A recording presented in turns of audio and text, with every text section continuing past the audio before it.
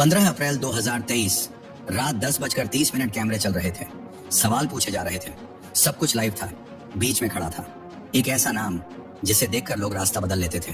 तांगे वाले का बेटा कैसे बना डर का बादशाह, सालों का खौफ और सरकार हमेशा एक कदम पीछे। लेकिन अगले ही पल जो हुआ उसके लिए कोई तैयार नहीं था। सिर्फ 10 सेकंड और 40 साल का डर जमीन पर खामोश पड़ा था। लोग देख रहे थे इतनी सुरक्षा के बीच मौत इतनी आसानी से कैसे पहुंच गई। जिस इंसान से कानून भी डरता था उसे सबके सामने खत्म करने की हिम्मत किसने दी? क्या ये सिर्फ गिरोहों की आपसी लड़ाई थी या इसके पीछे कोई सोची समझी साजिश थी? इस वीडियो को अंत तक देखिए क्योंकि आज वो सच सामने आएगा जिसे सालों तक दबाया गया।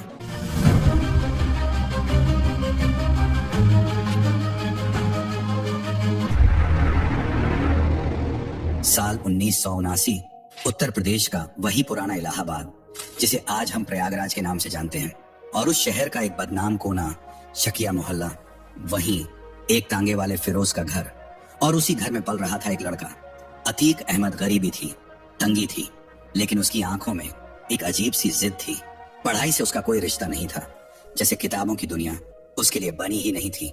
1979, 17 साल की उम्र, 10वीं में फेल। पर अफसोस नहीं, क्योंकि उसके सपने किताबों से नहीं ताकत से जुड़े थे। उसे चाहिए था पैसा, और वो भी शॉर्टकट से। और फिर रात का अंधेरा, रेलवे लाइनें और मालगाड़ियों से गिरता कोयला। अतीक ने अपना पहला खेल शुरू किया, कोयला चोरी। दोस्तों के साथ अंधेरे में और फिर ब्लैक में बिक्री। लेकिन यही अंधेरा एक दिन खून में बदल गया। पहली बार उसके हाथ लाल हुए। एक हत्या और उसके नाम पर दर्ज हुआ पहला मुकदमा। इलाहाबाद में उस दौर में जुर्म करना आसान नहीं था, लेकिन अतीक समझ चुका था डर ही असली ताकत है। और फिर डर उसका हथियार बन गया। रेलवे के ठेकेदार, हफ्ता वसूली, सीधा नियम, पैसा दो या जान। धीरे धीरे नाम फैलने लगा। 80 का दशक आते आते पुराना इलाहाबाद कांपने लगा। लेकिन सिर्फ अतीक से नहीं, एक और नाम था, खौफ का दूसरा चेहरा, शौक इलाही उर्फ चांद बाबा। पुलिस उसके इलाके में कदम रखने से पहले 10 बार सोचती थी। अगर उसका आदमी पकड़ा जाता तो वो पुलिस स्टेशन पर ही हमला कर देता, बमबारी, और फिर अपने आदमी को छुड़ा लेता। और अतीक शुरुआत में उसे अपना उस्ताद मानता था। वहीं से सीखा उसने जुर्म का असली खेल। 1985। अब अतीक सिर्फ एक नाम नहीं था, वो बन चुका था चांद बाबा का सबसे खतरनाक शूटर। अपहरण, रंगदारी, कत्ल, हर खेल में माहिर। और तभी उत्तर प्रदेश की राजनीति में एक बदलाव आया। 1985 में वीर बहादुर सिंह की सरकार बनी। जंगल राज बढ़ रहा था। खौफ शहर की हवा में घुल चुका था। और इसी खौफ को रोकने के लिए 1986 में उत्तर प्रदेश में पहली बार गैंगस्टर एक्ट लागू किया गया। चांद बाबा जैसे दिग्गजों के रहते हुए उत्तर प्रदेश के इतिहास का पहला गैंगस्टर एक्ट सीधे एक नाम पर लगा, अतीक अहमद। और फिर एक रात खामोश लेकिन खतरनाक पुलिस आई, दरवाजा खुला और अतीक बिना शोर के उठा लिया गया। कोई रिकॉर्ड नहीं, कोई जानकारी नहीं, बस गायब। 3 दिन पूरा शहर खामोश नहीं था, बल्कि अफवाहों से गूंज रहा था। अतीक का एनकाउंटर हो गया, लेकिन तीसरे दिन खेल पलटा। इलाहाबाद का एक रसूखदार सांसद, जिसके काफिले में उस दौर की सबसे महंगी गाड़ियां चलती थीं, दिल्ली से एक फोन गया सीधे लखनऊ सेक्रेटेरिएट, और वहां से इलाहाबाद पुलिस चीफ के केबिन तक। वो लड़का हमारा है, उसे कुछ नहीं होना चाहिए। भारी आवाज, छोटा सा आदेश, लेकिन असर तूफान जैसा। और फिर दोपहर होते होते वही लड़का अतीक अहमद इलाहाबाद की सड़कों पर सीना ताने आजाद घूम रहा था। उस दिन एक सोच उसके अंदर जड़ पकड़ चुकी थी, अगर बचना है तो भागना नहीं बल्कि सिस्टम बनना पड़ेगा। और फिर साल 1989, प्रयागराज का इलाका राजनीति और खौफ का संगम बन चुका था। चांद बाबा म्युनिसिपल चुनाव जीत चुका था। अब उसकी नजर विधानसभा पर थी। उधर मुलायम सिंह यादव सब समझ रहे थे, खौफ भी और पॉपुलैरिटी भी। ऑफर दिया गया इलाहाबाद वेस्ट सीट। लेकिन खेल यही नहीं रुका। चांद बाबा बोला, नेताजी एक लड़का है अतीक, बहुत धार है उसमें, टिकट उसे दे दीजिए। मुलायम मुस्कुराए और जवाब सीधा नहीं था लेकिन गहरा था, चांद अगर तुमने उसे विधानसभा भेज दिया तो कल वो तुमसे बड़ा हो जाएगा, तुम्हारा कद छोटा पड़ जाएगा। बस यहीं से रिश्ते में दरार पड़ी। फैसला हुआ चांद बाबा खुद चुनाव लड़ेगा। लेकिन जब अतीक को यह बात पता चली तो गुस्सा, सिर्फ गुस्सा नहीं था, वो बगावत बन चुका था। अपने ही उस्ताद के खिलाफ उसने इंडिपेंडेंट कैंडिडेट के तौर पर नॉमिनेशन भर दिया। चुनाव हुए और नतीजों से 4 दिन पहले ही हवा बदल चुकी थी। लोग नाम नहीं डर चुन रहे थे और इस बार डर अतीक के साथ था। चांद बाबा समझ गया तांगे वाले का ये लड़का अब हाथ से निकल चुका है और फिर एक फैसला लिया गया, मौत का फरमान। इलाहाबाद वेस्ट, एक ढाबा, साधारण जगह लेकिन खतरनाक पल। अतीक अपने गैंग के साथ चाय पी रहा था। उधर चांद बाबा को भनक लग चुकी थी और वो अपने हथियारों से लैस लोगों के साथ सीधे वहां पहुंच गया। लेकिन अतीक को इस हमले का पहले से अंदाजा था।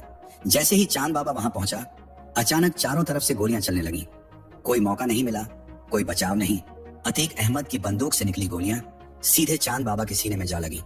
कुछ ही पलों में वो आदमी जिसका नाम ही खौफ था जमीन पर गिर चुका था। गुरु अपने ही चेले के हाथों मारा गया।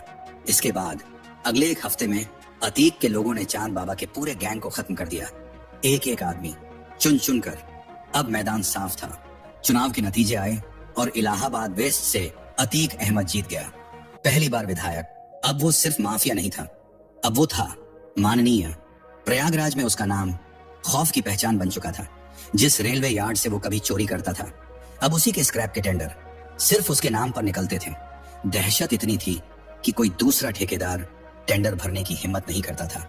1991, फिर 1993, लगातार जीत। अब उसके पास थी 120 से ज्यादा शार्प शूटर्स की अपनी टीम। धीरे धीरे उसका संबंध बना मुलायम सिंह यादव और समाजवादी पार्टी से। राजनीतिक समर्थन मिलते ही उसका कद और बढ़ गया। वो चौथी बार विधायक बना। लेकिन इसके बाद उसने सिर्फ राजनीति नहीं की। जमीनों पर कब्जा, मकानों पर कब्जा, दुकानों पर कब्जा। रातों रात लोगों की संपत्ति बदल जाती थी।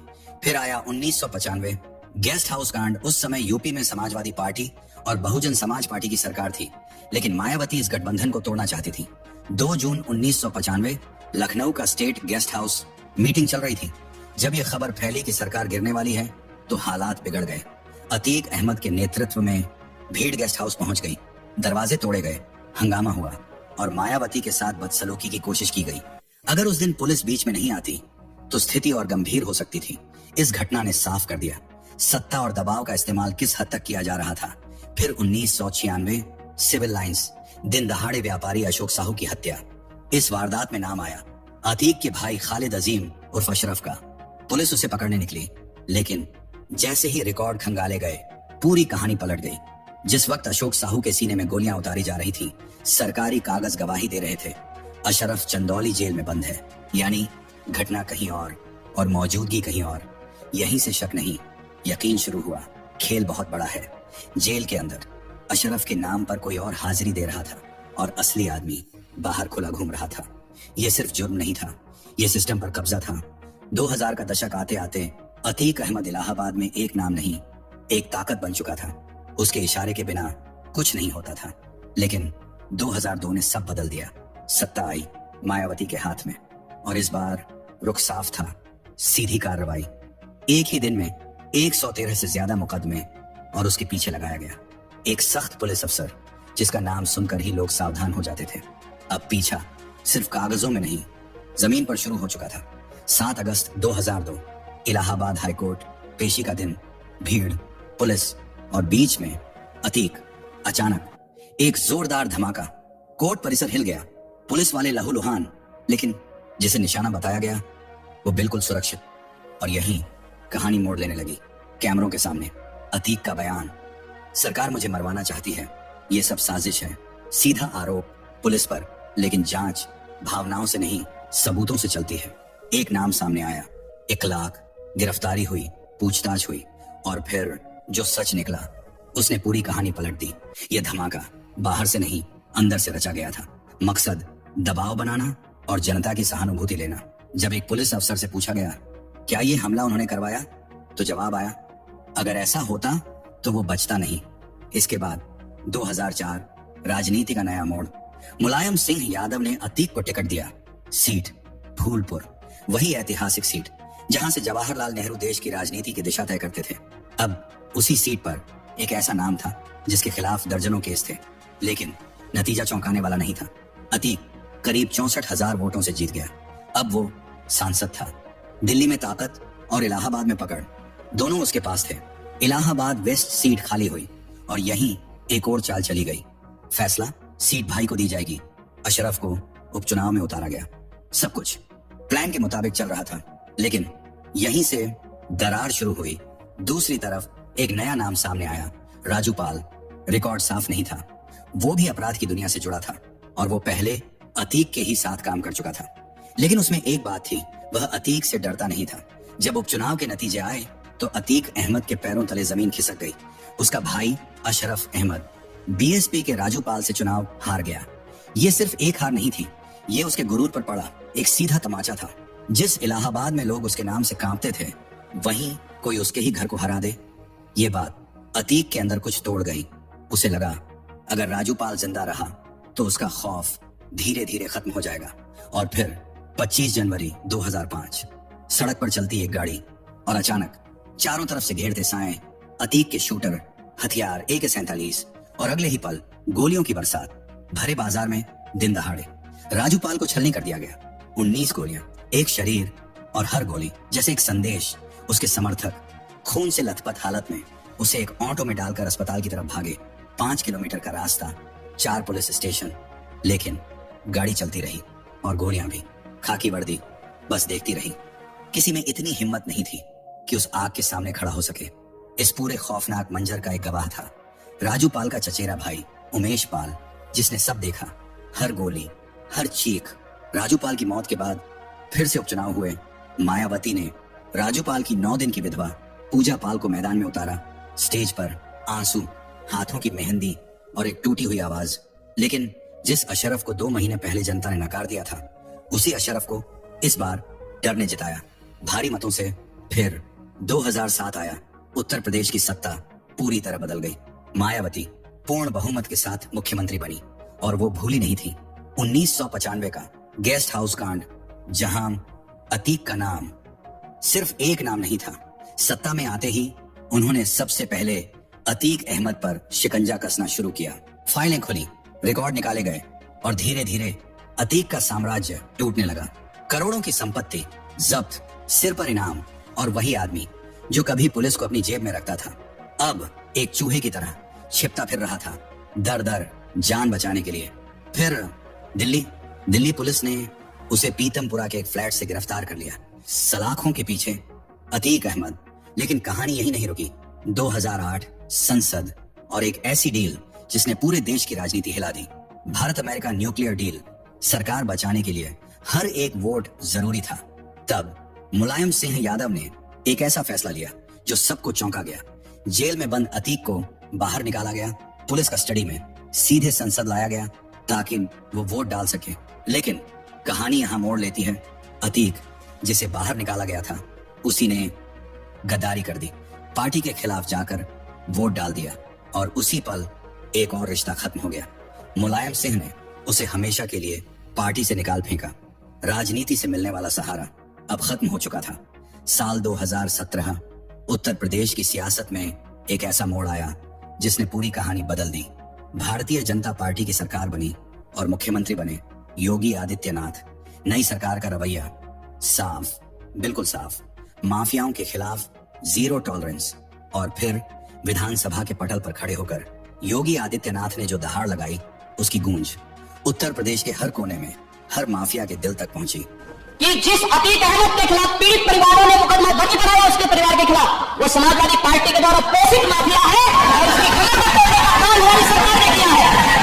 इस माफिया को मिट्टी में मिला देंगे। ये सिर्फ शब्द नहीं थे, ये आने वाले तूफान का ऐलान था। और फिर शुरू हुआ ऑपरेशन क्लीन। अतीक अहमद की 70 करोड़ से ज्यादा की अवैध संपत्तियां एक एक कर सरकार के बुलडोजर के नीचे आने लगी। ईंटें टूटती रहीं और साथ में उसका साम्राज्य भी। उसके गुर्गे जो कभी सड़कों पर खौफ बनकर घूमते थे, अब सलाखों के पीछे धकेले जा रहे थे। लेकिन अतीक का अहंकार अब भी जिंदा था। 2018 देवरिया जेल, जहां अतीक बंद था, लेकिन वो जेल उसके लिए कैद खाना नहीं, एक नया हेडक्वार्टर बन चुकी थी। लखनऊ का एक बड़ा व्यापारी मोहित जायसवाल दिन दहाड़े अगवा किया गया और सीधे देवरिया जेल के अंदर लाया गया। जेल के भीतर अतीक और उसके गुर्गों ने उसे बेरहमी से पीटा और हथियारों के दम पर उसकी करोड़ों की प्रॉपर्टी अपने नाम लिखवा ली। सोचिए, जेल के अंदर कानून कैद था और अपराध आजाद। यहाँ तक कि जेल के अधिकारी भी उसकी जेब में थे। लेकिन जब इस गुंडई का सच दीवारों के बाहर निकला तो पूरा देश हिल गया और तब सुप्रीम कोर्ट को खुद दखल देना पड़ा। आदेश आया उसे उत्तर प्रदेश की किसी भी जेल में रखना सुरक्षित नहीं है। 23 अप्रैल 2019 कड़े पहरे में अतीक अहमद को गुजरात की साबरमती जेल में शिफ्ट कर दिया गया। लेकिन अहंकार अब भी सांस ले रहा था। उसे लगा कि साबरमती में बैठकर भी वो उत्तर प्रदेश को अपनी उंगलियों पर नचा सकता है। फरवरी 2023, एक नाम जो 18 सालों से वे उसके खिलाफ दीवार बनकर खड़ा था, उमेश पाल, उसकी आंखों में चुभ रहा था। और फिर साबरमती जेल से एक साजिश बुनी गई। 24 फरवरी 2023 प्रयागराज, दोपहर जैसे ही उमेश पाल अपनी गाड़ी से उतरा, अचानक अतीक का बेटा असद अहमद और उसका शूटर गुलाम हथियारों के साथ उस पर टूट पड़े। दिन दहाड़े बम और गोलियों की बौछार। कुछ ही सेकंड में उमेश पाल और उसकी सुरक्षा में लगे 2 पुलिसकर्मी मौत के घाट उतार दिए गए। और इस बार सिर्फ गवाह नहीं थे, कैमरे थे। पूरा हमला सीसीटीवी में कैद हो गया, जिसने पूरे देश को झकझोर कर रख दिया। अतीक को लगा था कि 2005 की तरह वो फिर से खौफ पैदा कर देगा और कोई गवाह नहीं बचेगा। लेकिन वो भूल गया था, अब 2005 नहीं 2023 चल रहा है और उत्तर प्रदेश भी बदल चुका है। इस घटना के बाद पुलिस और स्पेशल टास्क फोर्स ने जो तांडव शुरू किया वो अतीक ने शायद सपनों में भी नहीं सोचा था। उसके पूरे गैंग को एक एक कर निशाना बनाया जाने लगा और फिर कुछ ही हफ्तों में एसटीएफ ने एक एनकाउंटर में उसके बेटे असद को ढेर कर दिया। जब साबरमती जेल में अतीक अहमद को खबर मिली कि उसका बेटा असद अहमद मारा गया तो अतीक साबरमती जेल में ही फूट फूट कर रोया। वही आदमी जो कभी अदालत में खड़ा होकर मूंछों पर ताव देता था, आज पुलिस वैन में सिर झुकाए बिखर चुका था। 28 मार्च 2023 कोर्ट का फैसला आया, उम्र कैद। पहली बार कानून ने उसे सच में छुआ था। लेकिन कहानी यहीं खत्म नहीं हुई। 15 अप्रैल 2023 की रात प्रयागराज का कॉल्विन अस्पताल अतीक अहमद और उसका भाई अशरफ अहमद मेडिकल चेकअप के लिए लाए गए। हाथों में हथकड़ी, चारों तरफ मीडिया कैमरे लाइव, हर आंख उसी पर टिकी थी। एक पत्रकार ने सवाल किया, अतीक जी, आप अपने बेटे के जनाजे में नहीं जा पाए, कुछ कहेंगे? कुछ सेकंड की खामोशी और फिर धीमी टूटी हुई आवाज, नहीं ले गए तो नहीं गए। ये उसके आखिरी शब्द थे। अगले ही पल भीड़ में हलचल हुई। 3 नौजवान, गले में प्रेस का फर्जी कार्ड, हाथ में माइक, और अचानक गोलियों की आवाज ने सब कुछ बदल दिया। सिर्फ 10 सेकंड, 18 राउंड फायरिंग। 9 गोलियां अतीक अहमद को, 4 गोलियां अशरफ अहमद को। कैमरे चालू थे, पुलिस सामने थी और देश लाइव देख रहा था। एक साम्राज्य का अंत। हैरानी की बात यह थी, हमलावर भागे नहीं, उन्होंने खुद ही हथियार डाल दिए और सरेंडर कर दिया। पूछताछ में उन्होंने कहा, हम नाम कमाना चाहते थे अतीक के गैंग को खत्म करके। लेकिन क्या यह सच था या फिर ये सिर्फ मोहरे थे किसी बड़े खेल के? क्योंकि मरने से पहले अतीक अहमद कई बड़े राज खोलने की बात कर चुका था। राज पॉलिटिशियंस के, बिल्डर्स के और सिस्टम के अंदर बैठे उन चेहरों के जो कभी सामने नहीं आते। तो क्या किसी ने उसे हमेशा के लिए चुप करा दिया? जांच में एक और खुलासा हुआ, सीमा पार कनेक्शन, आईएसआई और लश्कर ए तैयबा तक ड्रोन के जरिए हथियार, पंजाब बॉर्डर से और फिर सीधे अतीक के नेटवर्क तक। वो हथियार जो दुश्मन देश से आए, उन्हीं से भारत की इसी मिट्टी पर खून बहा। अगर आपको वीडियो पसंद आया हो तो लाइक करें, चैनल सब्सक्राइब करें, वीडियो हाइप करो और अपनी राय कमेंट में लिखें। जय हिंद।